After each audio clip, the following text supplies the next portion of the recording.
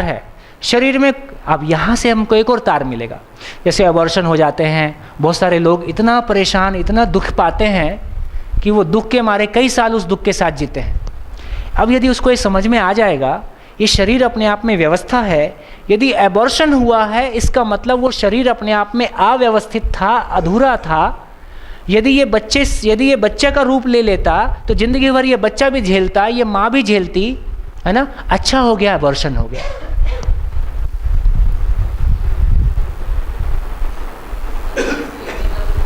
यदि हमारी इस व्यवस्था के प्रति समझ बनेगी तो उन घटनाओं को हम जैसा है वैसा ले पाएंगे। नेचर आपको दुख देने के लिए अबॉर्शन नहीं कराई है।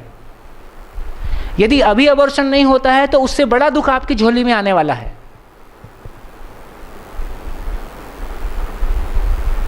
वो एक जीवन जो अपने होने को प्रमाणित करने के लिए शरीर चलाता है, एक अपंग, अपाहिज या अव्यवस्थित शरीर, उसका साधन ही गड़बड़ है बेचारे का, वो उसके माध्यम से कैसे व्यक्त होगा। यदि शरीर अव्यवस्थित है और जीवन के प्रमाणित होने के लिए अनुकूल नहीं है तो अबॉर्ट हो जाता है। वो तो आदमी का प्रॉब्लम है, वो तो गलत बात हो गई ना।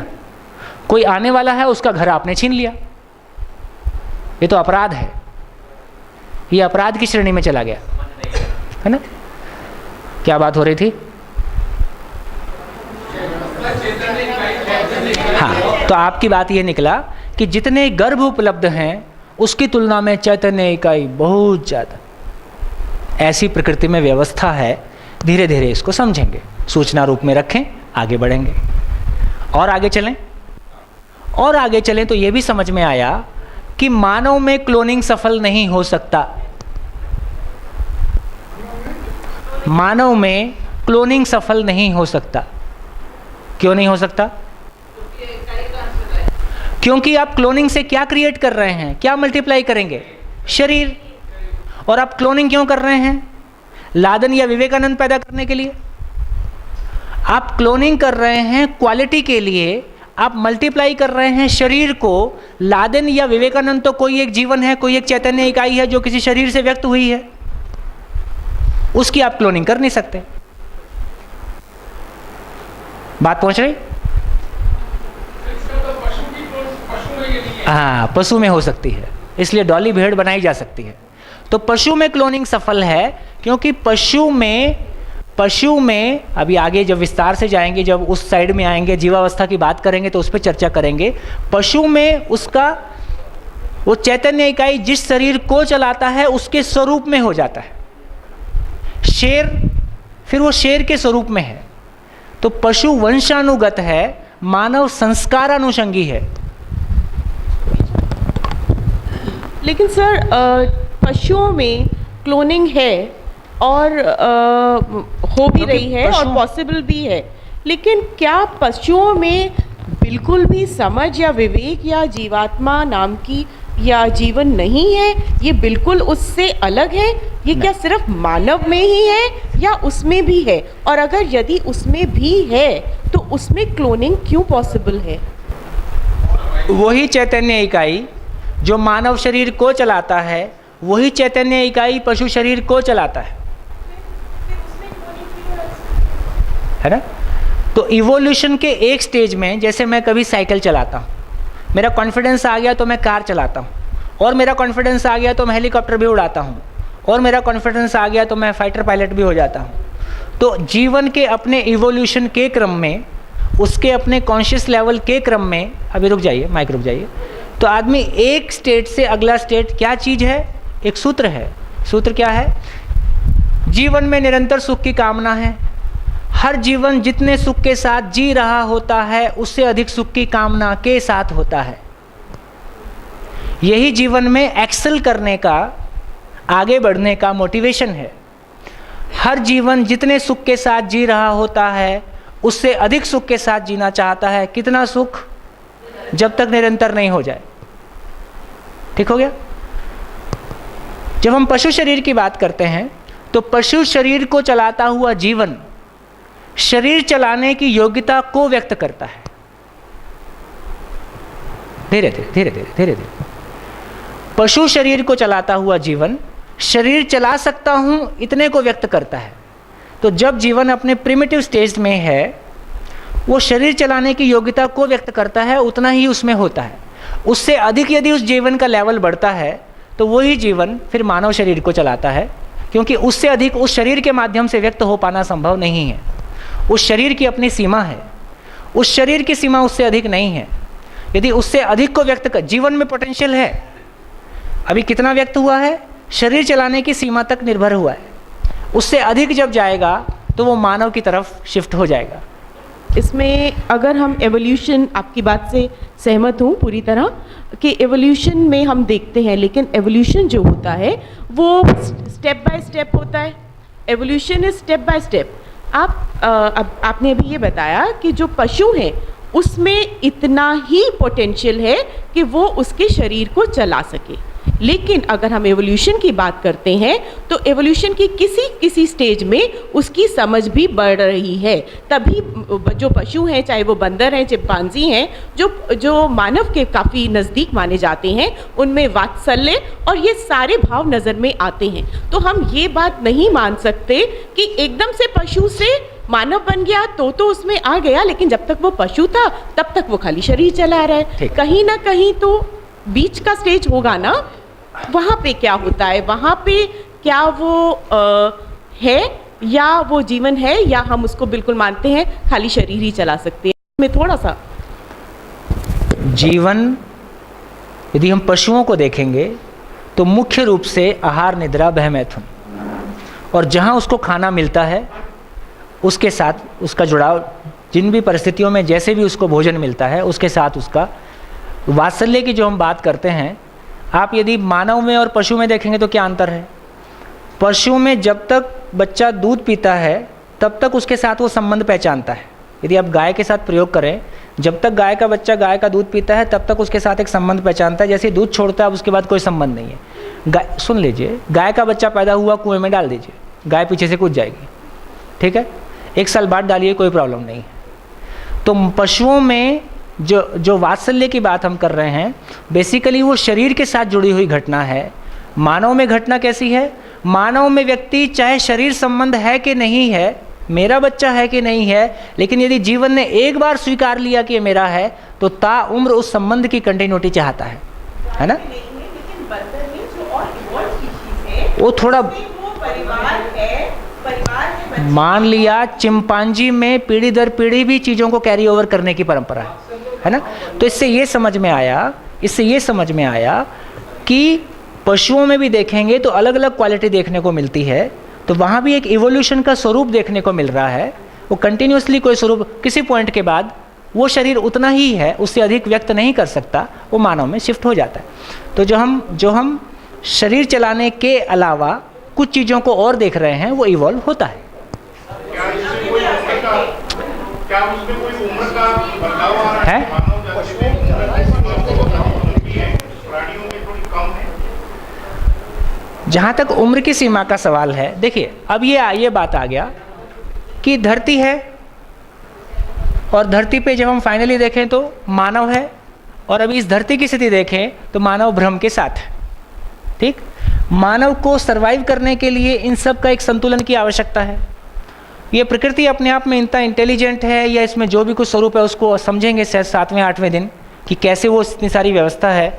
क्या वो मैकेनिज्म है जिससे इतने प्रकार के परमाणु इस मात्रा में हो गए, इतने प्रकार की स्पेसीज इस मात्रा में हो गए, इतने प्रकार के पशु पक्षी इस मात्रा में हो गए, और ये मानव का इवोल्यूशन हुआ, और मानव अपने आगे इवॉल्व होने के प्रोसेस में है। फिर उसके आधार पे वो शरीरों का आयु और उनकी संरचना, तो ये हुआ एक उत्तर समझ में आता है कि अल्टीमेटली पूरी सृष्टि का इवोल्यूशन किसी एक व्यवस्था के स्वरूप में है। उस व्यवस्था का स्रोत या उस व्यवस्था का आधार क्या है उसको हम समझेंगे। वो समझ में आने के बाद में बहुत सारी चीज़ों पे हमारी क्लैरिटी बन जाएगी कि ये सब कुछ कैसे हो रहा है, ठीक है। तो अब इसको रखते हैं, मेरे को लगता है कि हम आएंगे एक बार, इसको ये जीवन खुलेगा तो और बहुत कुछ खुलेगा। तो जब भी वो समझ में आएगा ये, क्योंकि इस समय ये डाउट आया कि चैतन्य इकाई केवल मनुष्यों के लिए है या पशु पक्षियों में भी किसी रूप में। मेनली मैमल्स पे आ गए, मतलब अब थोड़ा सा आगे बढ़े, वेल्स हैं या मैमल्स पे भी है, बस ठीक है, थैंक यू, यही था इसका उसका जो क्लोन की गई उसके अंदर तो मेरे को लगता है कि हमने समय के पहले एक टॉपिक खुला है। हम पहले मानव को देख लें, क्योंकि सब कुछ को समझने वाला मानव है। मानव के बारे क्लैरिटी बनेगी तो सब चीज़ पे हम फैल सकते हैं। तो पहले हम मानव को निपट लें, लेकिन कम से कम इतना हमारी दृष्टि फैल गई कि मामला कैसा फैला हुआ है। मूल रूप में एक चैतन्य इकाई है जो अपने आप में, तो किसी इकाई को समझने जैसे, ये क्या है?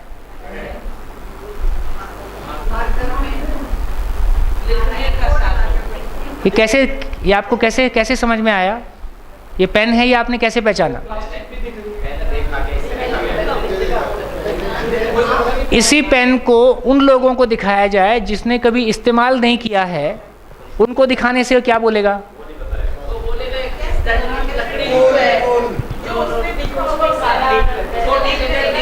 तो पेन आंख से दिखता है कि समझ में आता है? आंख से पेन नहीं दिखता है। आंख से एक इकाई है 6 इंच, कुछ वाइट कुछ ब्लैक, और चूंकि हमने यूज़ किया है इसलिए वाइट बोर्ड मार्कर। यूज़ ना किया हो तो वाइट बोर्ड मार्कर कहने की स्थिति नहीं बनेगी।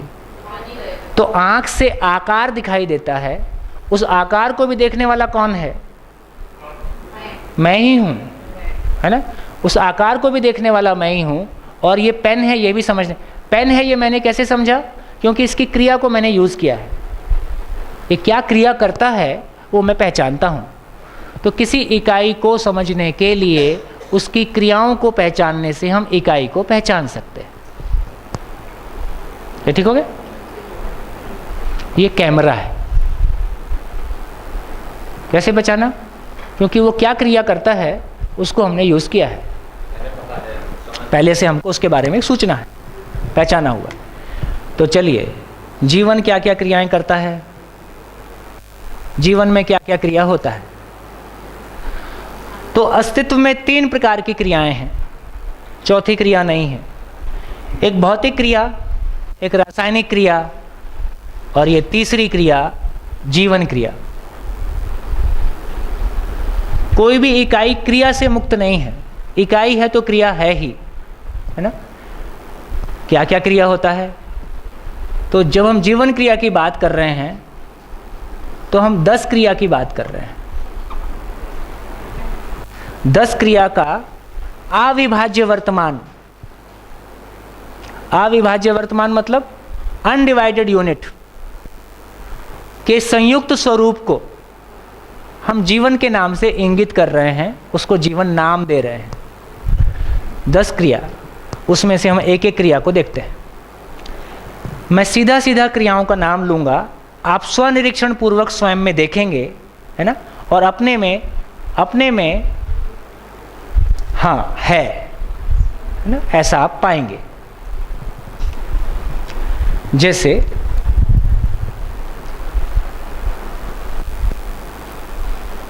सुख की चाहना का निरंतर बने रहना, जीवन क्रिया में से एक क्रिया। जीवन क्रिया बोले तो 10 क्रिया, 10 क्रिया में से एक क्रिया मैं बोल रहा हूं। क्या बोला? निरंतर सुख की चाहना बना हुआ है, बना हुआ है। कोई शंका? ऑब्जेक्टिव है कि सब्जेक्टिव है? सब्जेक्टिव क्यों है भाई? ऑब्जेक्टिव क्यों बोलते हो? क्या फर्क है ऑब्जेक्टिव और सब्जेक्टिव में? है? हर एक में है, एक समान है। आप इसमें कुछ नहीं कर सकते। जितना साफ ये डस्टर दिखता है उससे ज़्यादा साफ अपनी निरंतर सुख की चाहना दिखती है। मैं क्यों बोलूं कि ये सब्जेक्टिव है? ये प्रत्यक्ष है कि अप्रत्यक्ष है? ये घोर प्रत्यक्ष है। इससे 24 घंटे तो यही दिखते रहता है। 24 घंटे कर क्या रहे हैं? सुख सुख सुख सुख। सारी जिंदगी भी आप यही कर रहे थे।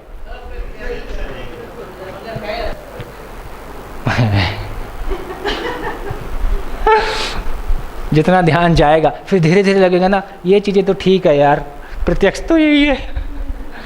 हमारा फोकस कहाँ पे है ना? तो एक बात क्लियरली हो गया कि निरंतर सुख की चाहना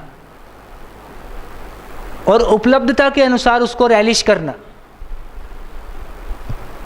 रैलिश कर रहे? नहीं, इसी एक में कर रहा हूं। रैलिश करने का मतलब जब भी मैं कुछ बोलता हूं, कभी आपको अच्छा लगता है, जब भी समझ में आता है तो अच्छा लगता है, जब नहीं लगता है, रिलेट नहीं कर पाते हैं तो आप सहमत नहीं होते हैं, है ना? तब थोड़ा सा मज़ा नहीं आता है ना? ये हो रहा है। एक क्रिया के बारे कहा,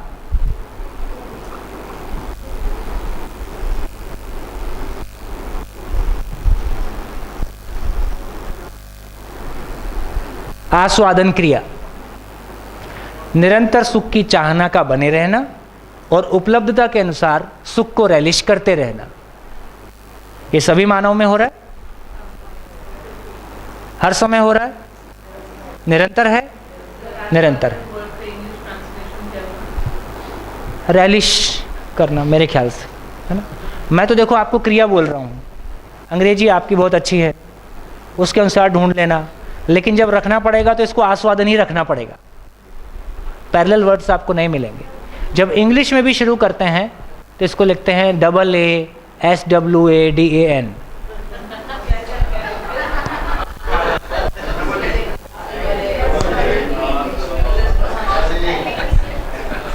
कुछ लोगों को लगता है कि उनको हिंदी में समझ नहीं आएगा तो वो इंग्लिश का शिविर करते हैं। इंग्लिश का शिविर करके समझ में आता है कि हिंदी में ही समझना ठीक है। हाँ जी, हो गया। आस्वादन का मतलब सुख की चाहना और सुख लेते रहना। हो रहा है। दुनिया में आदमी कितने प्रकार से सुख लेता है?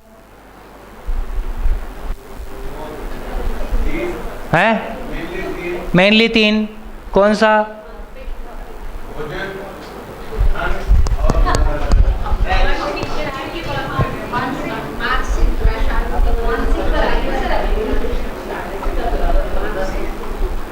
आस्वादन क्रिया धरती के सभी मानव में मैक्सिमम 3 प्रकार से हो सकता है, इससे ज़्यादा की संभावना नहीं है। आपको सहमत होने की आवश्यकता नहीं। एक, रुचि मूलक, मूल्य मूलक, लक्ष्य मूलक। 3 तरह की है। रुचि मूलक का मतलब है जो इंद्रियों से अच्छा लगता है। मूल्य मूलक का मतलब है जो संबंध की परस्परता है, संबंध में जो भाव है। दूसरा सुख। तीसरा सुख जो लक्ष्य है। लक्ष्य का मतलब,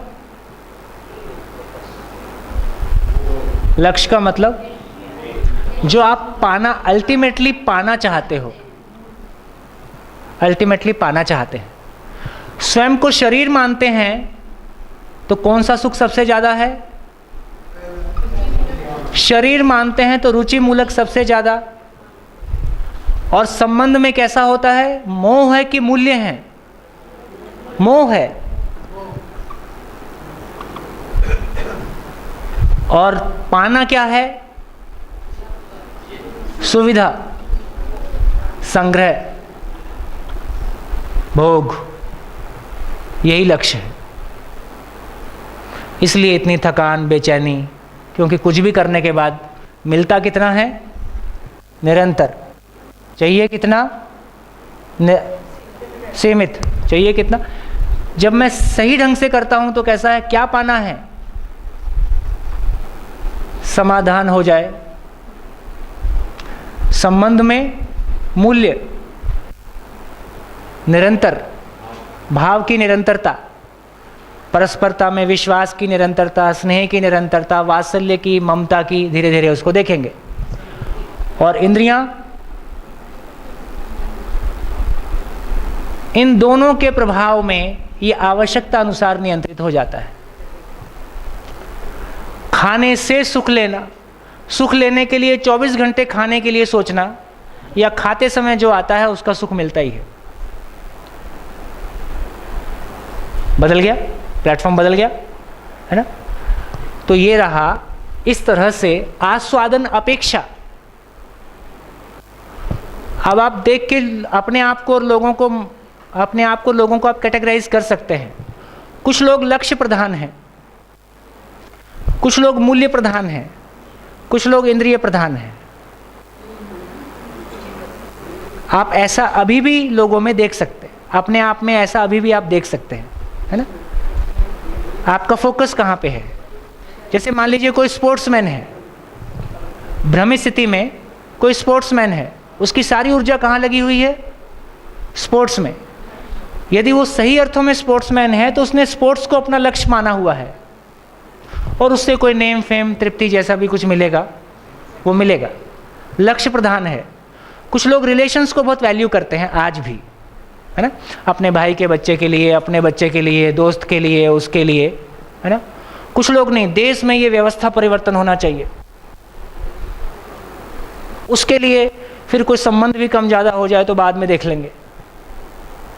तो अभी भी कुछ लोगों का फोकस अपने को दिखाई दे रहा है कि फोकस कहाँ पे है ना। ये जो कह रहा है कि व्यवस्था ईमानदारी से, यदि सही अर्थ में व्यवस्था के अर्थ में आदमी सोचता है तो कौन सा क्या चीज़ प्रधान है? वो लक्ष्य प्रधान है। इसके साथ मूल्य रहेगा ही, लेकिन प्रधानता की कोई चीज़ हम देख सकते हैं, है ना। तो उस आदमी की वो अपनी कोई जर्नी है। तो हम सबकी जर्नी होने के रूप में समान है, लेकिन रहने के रूप में हमारी योग्यता, पात्रता, क्षमता के अनुसार हम सब अलग अलग जगह में खड़े हैं और जहाँ खड़े हैं वहीं से चीज़ों को लेते हैं। शिविर के दौरान किसी को जब मूल्यों पे चर्चा होती है तो सबसे अधिक खुश होता है। पूरे शिविर में आदमी पे चर्चा होगी, संबंध पे होगी, परिवार पे होगी, समाज पे होगी, व्यवस्था पे होगी, और अल्टीमेटली ये पूरा एग्जिस्टेंस कैसे क्रिएट हो गया इस पे चर्चा होगी। कोई ना आखिरी दिन से पहले खुशी नहीं होता है, वो वहीं पे टिका हुआ है, ये आया कहाँ से। जब तक वो लॉक नहीं खुलता है तब तक बाकी के लिए उसको लगता है भी ठीक है, आने दो, और बोलो और बोलो। तो हम भी इतने सालों में देख के अपनी जर्नी भी, बाकी की जर्नी भी, तो हम सबके वो जिसको कहना पात्रता, मैं क्या ग्रहण करना चाहता हूँ, मेरा फोकस क्या है, वो फोकस हम सबके अलग अलग है। एक क्रिया साफ हो गया। इस क्रिया के बारे में कुछ कहना है? संबंध के बारे में आपने कहा ना कि एक तो हो गया कि मोह से हमारा संबंध है, हाँ, और अदरवाइज जो होना चाहिए वो मूल्य से होना चाहिए। जब तक शरीर मानते हैं तब तक मोहवश है, अपने आप को मानव के रूप में पहचानते हैं तो मूल्य के आधार पे आ गया। मूल्य के आधार पर समझ आया। मूल्य नहीं समझ में आया। अच्छा अच्छा,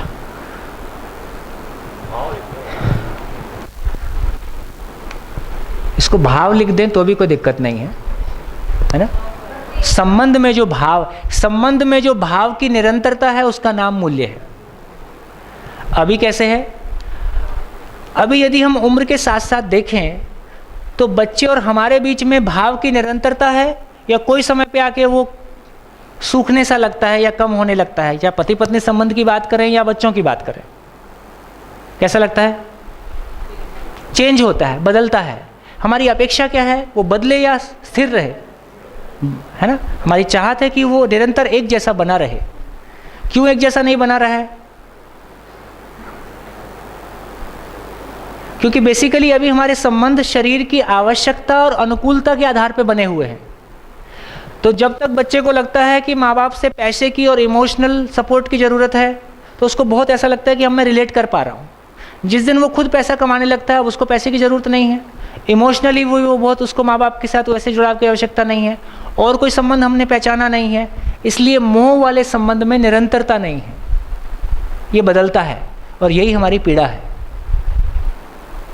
हम भाव की निरंतरता चाहते हैं, वो मानव के साथ होगा, उसको हम और आगे देख लेंगे, है ना। लेकिन मूल्य मतलब भाव, ममता का भाव, ममता मूल्य की वो लिस्ट लगी है ऊपर। विश्वास मूल्य, सम्मान मूल्य, स्नेह मूल्य, ममता मूल्य, वात्सल्य मूल्य, कृतज्ञता, है ना। जीवन मूल्य, जीवन में क्या मूल्य है? सुख, शांति, संतोष, आनंद। मानव में क्या मूल्य है? धीरता, वीरता, उदारता, दया, कृपा, करुणा। तो अलग अलग लेवल पे कुल मिला के 30 मूल्य। वस्तु की बात करेंगे तो क्या मूल्य है? उपयोगिता मूल्य, है ना। वस्तु की बात करेंगे तो क्या मूल्य है? धरती की तमाम वस्तुएं, क्या उपयोग, क्या चीज़ है वो? उसकी उपयोगिता। उपयोगिता, उपयोगिता ही उसका मूल्य है। मूल्य मतलब उसके होने का पर्पस। मूल्य मतलब उसके होने का पर्पस। हमने पहले भी चर्चा किया था, किसी इकाई के होने का जो पर्पस है वो उसका मूल्य है। चलिए, मैं 4 दिन से इसको रोज पढ़ रही हूँ, ये कुछ समझ नहीं आया। अब आपने बताना शुरू किया है तो पूरा समझ गया। अभी जब इनकी चर्चा होगी ना तो आपको बहुत अच्छा लगेगा। जितनी सारी प्रॉब्लम्स को हम रिलेशंस में देख रहे हैं उसका साफ एक आईना सा दिखने लगेगा। कहाँ चूक हो गई, कैसे उसको भरा जाए, उसका एक रास्ता अपने को दिखने लगता है। हर मानव की होने के स्तर पर यूनिवर्सल और रहने के स्तर पर सब अलग अलग है, एज पर द जर्नी या उनकी समझ जैसी है। फिर आपने कहा ये पात्रता के अनुसार है। योग्यता, पात्रता, क्षमता, 3 शब्द अपन लाए थे। हाँ हाँ, तीनों चीज़ें। हम योग्यता, पात्रता, क्षमता के रूप में अलग अलग हैं। होने के रूप में हम सभी समान हैं। जीवन में सुख की चाहना समान है। जीवन में समझने की मूल क्षमता सभी मानव में समान है। इस रूप में हम समान हैं। उसमें स्त्री पुरुष का भेद नहीं है, छोटे बड़े का भेद नहीं है। अभी बाज़ार में बहुत सारे ब्रेन टॉनिक और मेमोरी टॉनिक, बहुत बड़ा बाज़ार है ना उसका, वो सब हमारे भ्रमवश चलता है। हम बोलते हैं बच्चे की मेमोरी पुअर हो गई है। मेमोरी पुअर नहीं है, उसको इंटरेस्ट नहीं है। जिस चीज़ में आदमी का इंटरेस्ट नहीं है वो याद नहीं रहता। नेता लोग को सबके नाम याद रहते हैं ना। अच्छे नेता की ये पहचान है कि वो हर आदमी को बाई नेम बुलाता है। जब आप किसी आदमी को बाई नेम बुलाते हो तो बहुत एक अपनापन फील होता है। हाँ, मेरे को पहचाना, क्योंकि वो पब्लिक लाइफ है, क्योंकि उसका फोकस है वो। तो जिसका जैसा फोकस रहता है उसके हिसाब से उसका एक सेटिंग माइंडसेट बन जाता है ना। मेरे को इतना सारा याद है, जबकि मैं याद करने, बिल्कुल मेरे को कुछ भी याद करने बोल दोगे तो मेरे को ऐसा लगता है कि मेरे को सबसे बड़ी सज़ा दे दिया। मैं एग्ज़ाम डेज में बिल्कुल नहीं पढ़ता था, बाकी समय पढ़ता था, क्योंकि कोई दबाव से मेरे से काम कराए ये मुझसे नहीं हो सकता। मैं दबाव में नहीं करूँगा, मेरे को खुशहाली से करने में मज़ा आता है ना। तो इसका ये मतलब हुआ कि जिस चीज़ को हम प्यार करते हैं वो अपने आप याद ही रहता है। तो मेमोरी प्रॉब्लम्स अधिकांश लोगों में नहीं है। प्रॉब्लम यह है कि उस फील्ड में हमारा इंटरेस्ट नहीं।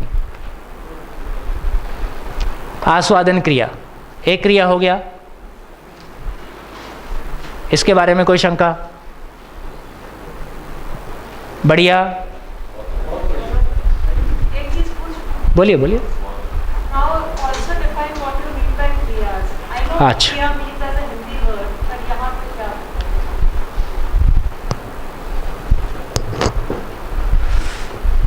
क्रिया को, पंखा घूम रहा है, एक क्रिया हो रही तो है, वो तो क्रिया action है ना। action। तो जीवन में व्यवस्था में आपने कहा पहले अस्तित्व में 3 प्रकार की क्रियाएं हैं और जीवन में 10 क्रियाएं हैं। इसको अपन और, यदि ये तो मैंने बहुत लेमन से एग्जांपल ले लिया। जैसे हमने कहा कि कुल मिला के 3 ही क्रिया है। फिजिकल रिएक्शन, इंग्लिश में बोला केमिकल रिएक्शन। तो बेसिकली फिजिकल रिएक्शन का मतलब क्या है कि एक लोहे का एटम दूसरे एटम को पहचानता है, दोनों मिलके मॉलिक्यूल हो जाते हैं, है ना। ये फिजिकल बोल रहे हैं। और 2 मॉलिक्यूल मिलके अपने मूल आचरण को छोड़कर किसी तीसरे आचरण को स्वीकार कर लेते हैं, उसको हमने कंपाउंडिंग प्रोसेस कहा, उसको हमने केमिकल रिएक्शन कहा, है ना। तीसरा हमने जीवन क्रिया कहा। जीवन क्रिया का मतलब है मेरे भीतर लगातार सुख चाहना हो रहा है, ये क्रिया है, कुछ हो रहा है मुझ में, लगातार सुख की चाहना का बने रहना और उपलब्धता के अनुसार उसको रेलिश करते रहना, कुछ हो रहा है ना। तो बेसिकली जीवन जो है व्यवस्था, उससे रिलेटेड 10 एक्शन। मैं फिर से बोल देता हूँ, जीवन में 10 क्रिया, जिनका हम अलग अलग अभी पार्ट पढ़ेंगे, इसको बोला इन 10 क्रियाओं का संयुक्त स्वरूप अनडिवाइडेड मिला के उसको हमने एक यूनिट कहा, जीवन। तो एक चैतन्य इकाई में 10 क्रिया अभिव्यक्त होता है। जैसे एक शरीर में हाथ है, पैर है ना, खाना खा रहे तो 4 चीजें मिलके 4 चीज़ें मिलके हो रही हैं। भाषा की बात है। आगे चले। अब देखिए,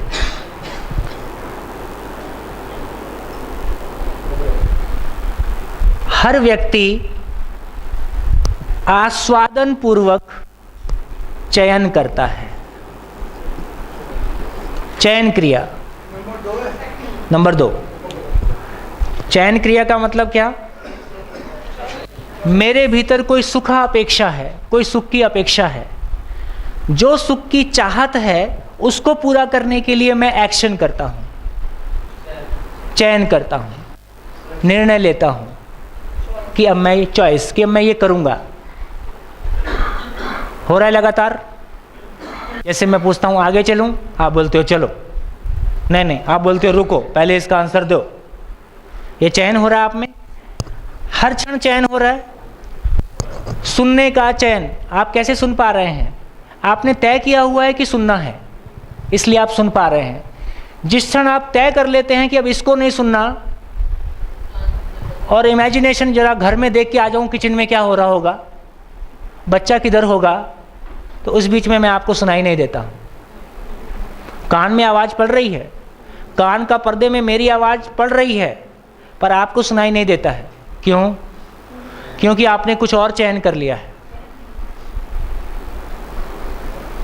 तो हर क्षण हमने चयन कर रखा है, क्या देखूं, क्या सुनूं, क्या बोलूं, अब पानी पी लूं, अब सर पे हाथ फिरा लूं, अब अपना पोस्चर बदल दूं, टांग हिला लूं, हंस लूं।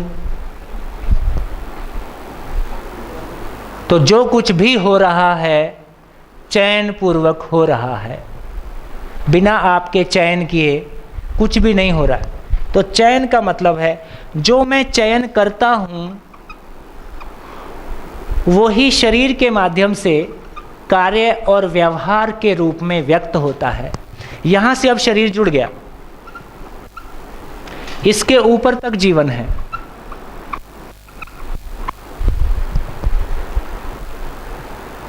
चयन पूर्वक मैं व्यक्त होता हूं।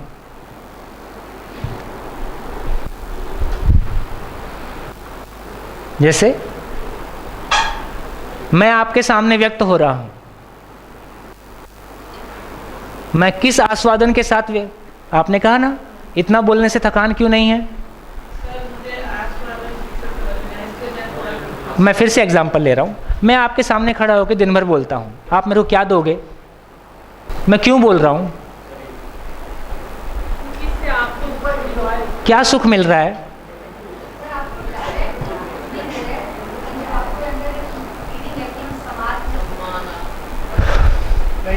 अब ये छोटा पड़ गया, इतना वो है।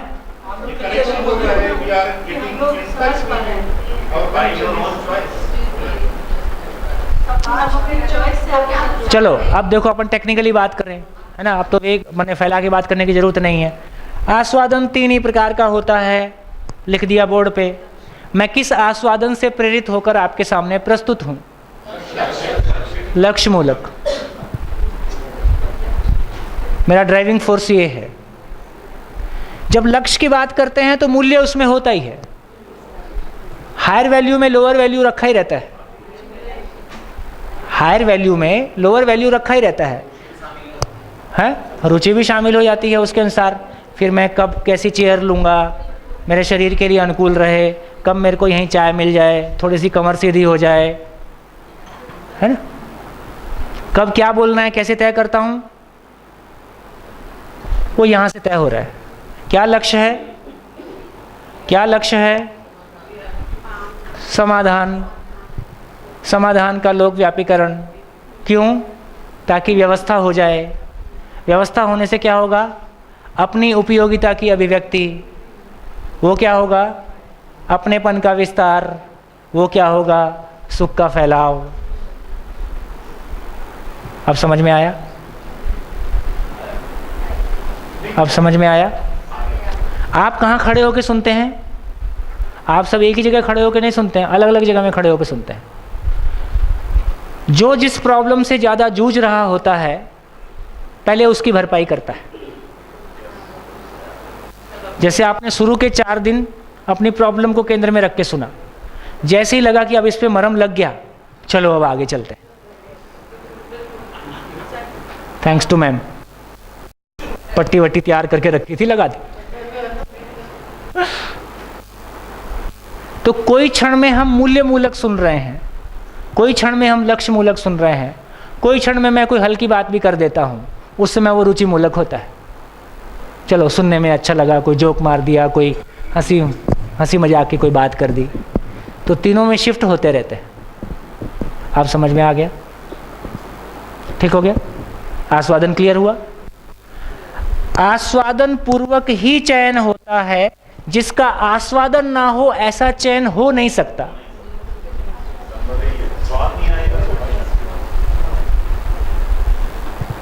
कैसा?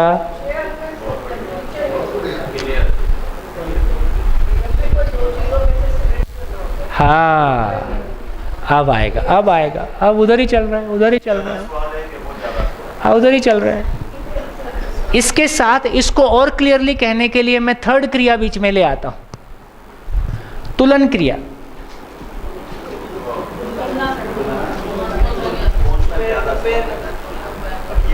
तुलन क्रिया कितने प्रकार से आदमी कंपेयर कर सकता है? अगला पॉइंट, थर्ड क्रिया। हाँ जी, अगला पॉइंट, तुलन क्रिया, कंपैरिजन। जीवन में कंपैरिजन एक बिल्ट इन मैकेनिज्म है जो लगातार होता ही रहता है। आपने मेरे को सुनने का चयन किया हुआ है, कब तक? जब तक आपके पास ये अधिकतम सुख के रूप में मौजूद है। जैसे ही सुख की क्वांटिटी घटी, आप तुरंत कहीं और चल देते हो। फिजिकली आप यहाँ रहते हो, मेंटली आप यहाँ से भाग जाते हो, फिर मेरे को नमस्कार बोलना पड़ता है। आपका चेहरा देख के मेरे को समझ में आ जाता है, गया, लाओ ब्लक पकड़ के लाओ, है? आपका चेहरा ब्लैंक हो जाता है उस समय में। वो जीवन आंख से झांकता है। जब वो नहीं झांक रहा होता, आपको पता है चला गया। आंख खुली रहती है पर चेहरे का एक्सप्रेशन बदल जाता है। हाँ, तुलन, कंपैरिजन। कितने प्रकार से दुनिया के सारे लोग चीजों को कंपेयर कर सकते हैं? गिना जा सकता है कि नहीं गिना जा सकता है? आप पहले से इंटेलिजेंट विद्यार्थी रहे, अब ये बोल रहा है तो गिना ही जा सकता होगा।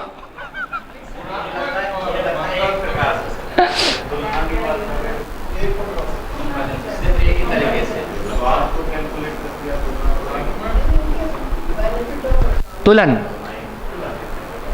दुनिया के सारे लोग अधिकतम 6 प्रकार से चीजों को कंपेयर कर सकते हैं। इतना डिजिटल है। 2, 4, 6, भय 4 से अधिक नहीं, क्वेश्चन 2 से अधिक नहीं। कितना ऑब्जेक्टिव। और आप हिला के तो दिखाओ कुछ। हाँ, ये तो 6 प्रकार। 6 प्रकार में प्रिय, हित, लाभ, न्याय, धर्म, सत्य।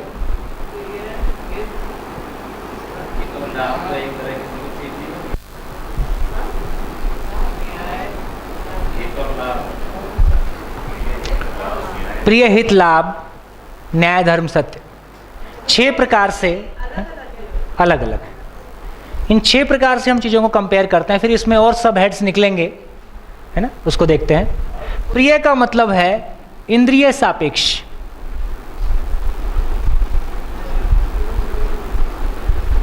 जब इंद्रिय सापेक्ष की बात कर रहे हैं तो शब्द, स्पर्श, रूप, रस, गंध, इतने प्रकार से हम कंपेयर करते हैं। इंद्रिय सापेक्ष मतलब इंद्रियों से रिलेटेड, इंद्रियों से जुड़ा हुआ। अब हाँ है, ज्ञान इंद्रियों से नहीं होता, ज्ञान की सूचना हम इंद्रियों के माध्यम से लेते हैं। हाँ, 5 इंद्रियां। शब्द मतलब कान, स्पर्श, रूप, रस, गंध, नाक। तो आप कहते हैं कोई चीज़ मेरे को पसंद नहीं आया। क्या पसंद नहीं आया भाई?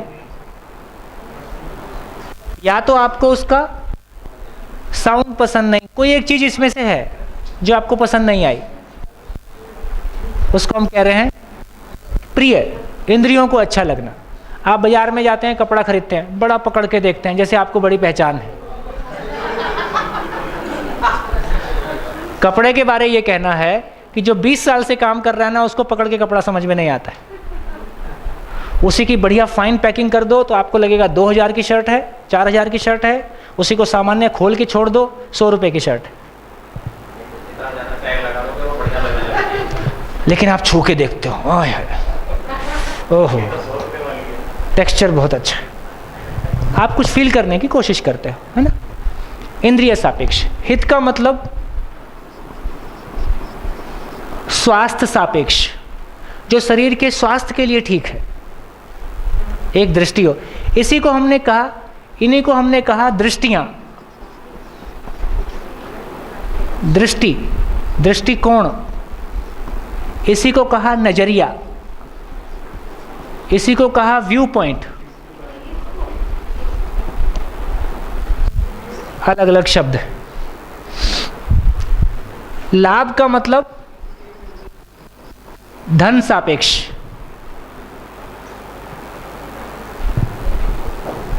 न्याय का मतलब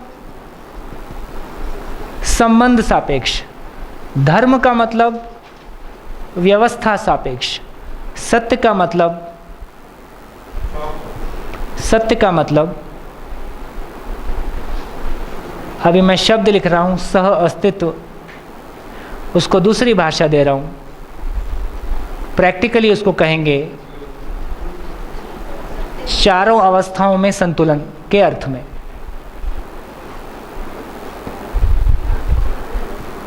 ये 6 दृष्टियां हैं जिसके आधार पे हम कंपैरिजन करते हैं और अधिकतम सुख जहां मिल सकता है उसके आधार पर उसका आस्वादन करते हैं। जिसका आस्वादन फाइनल हो गया उसका चयन करते हैं।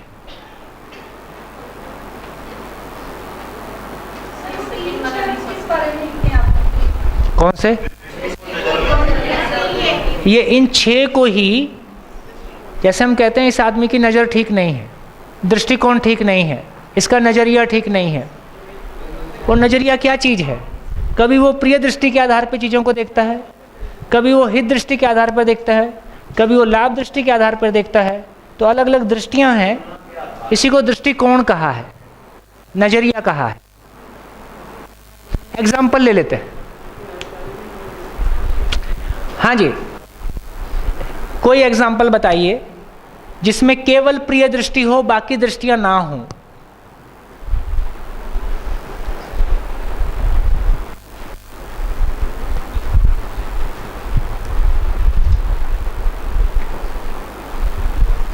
क्वेश्चन क्लियर हो? अब हमने 6 दृष्टियों की बात की, तो हम एक एक एग्जाम्पल लेके समझ लेते हैं। तो मैंने कहा कि कोई एक प्रैक्टिकल एग्जाम्पल जिंदगी का लें जिसमें एक दृष्टि पहली दृष्टि है, बाकी कोई दृष्टि उसमें शामिल नहीं हो रही है। हैं? ओ, अपने घर का कोई एग्जाम्पल नहीं मिला तो अभी दृष्टांत कोई गाली देनी है? वो शुगर का पेशेंट रसगुल्ला खाए है? जाने दीजिए। शुगर का पेशेंट रसगुल्ला खाए, क्यों खा रहा है? प्रिय दृष्टि, भाई स्वाद लग रहा है भाई इसलिए खा रहा है। प्रिय दृष्टि उसके शरीर के लिए ठीक है, जेब के लिए ठीक है, संबंधों के लिए ठीक है, व्यवस्था के अर्थ में ठीक है, ये ना चारों अवस्थाओं के संतुलन सारा ही गायब हो गया। केवल प्रिय दृष्टि के आधार पे चयन, प्रिय दृष्टि के आधार पे निर्णय हो गया, वो डोमिनेट कर गया। चलिए अब आप किचन में गए, बेल बजी और आप किचन में गए। किचन में चाय रखी थी और काढ़ा रखा था, ऐसा अक्सर होता है यहाँ। तब आपका शुरू हो गया, अब काढ़ा लूँ कि चाय लूँ? फिर क्या चला अंदर में? एक मन बोला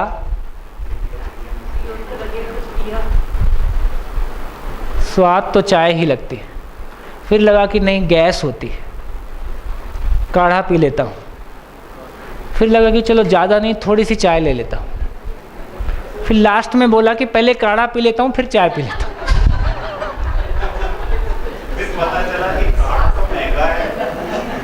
फिर पता चला कि काढ़ा तो चाय तो महंगी है, काढ़ा सस्ता है, तो काढ़ा ही पी लेता हूँ। तो कौन सी दृष्टि कहाँ जाए। फिर उसके बाद आपका कोई दोस्त जो है, जिसका आप बड़ा सम्मान करते हो, वो काढ़ा पी रहा था। बोला काढ़ा पियोगे? हाँ हाँ।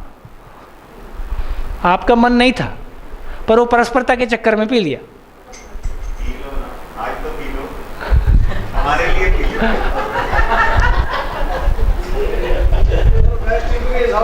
हाँ हाँ। जैसे कोई घर में मेहमान है, भाई ठंडा लो गरम लो, कहता है जब तक गरम बनाओ तब तक ठंडा ले आओ। दोस्त बहुत प्रिय है। हाँ जी, कोई और एग्जाम्पल जिसमें केवल धन